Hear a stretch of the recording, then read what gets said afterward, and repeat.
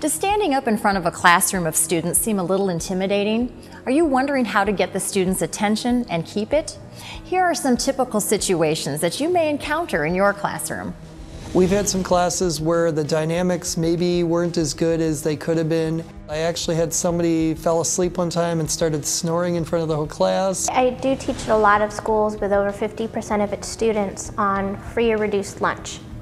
And many times, especially at the elementary school level, there's a range of reading competency. So the ones that usually like to answer over and over and over again multiple times, they don't have an issue as much as the quiet ones that raise their hands sometimes. For example, I was teaching our city today.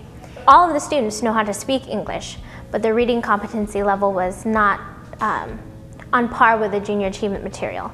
So what I did to address the issue, well, not really address, but kind of overcome that challenge is I let them sound it out.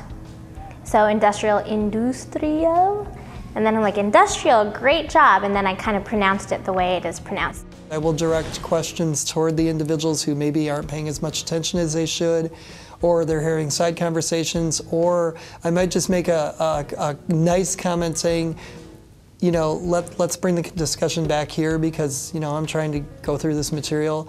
If it ever gets out of control, the teachers always step in and they will, you know, they will direct the students. But I like to try to make it more personal between myself and the students because that way they don't feel like, you know, I'm some kind of outside interloper. I like to feel like I'm part of the classroom, and if I can get their attention in my own way, I think it's a lot more valuable than it is to have the teacher kind of do my disciplining for me. Silence speaks volumes. Because after a while, they start to realize that we're listening to those conversations. And oftentimes I might say, you know what, your conversation is more important than mine, so we'll wait. Well, it was challenging because the children are at the age where they want to be funny and they want to crack jokes and they want to be the class clown because that's all a part of fitting in. Typically in a high school class, you're going to have a variety of behaviors. You may have those kids that are not engaged. You may have conversations on the side. You may have students doing another assignment for another class.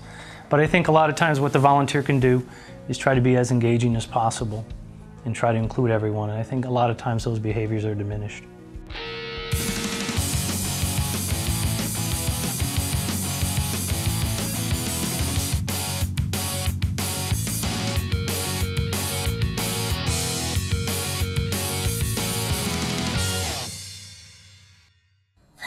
As you can see, depending on the age of your students, you will encounter all kinds of situations. With your teacher's guidance, some humor, and common sense, you'll be able to handle anything.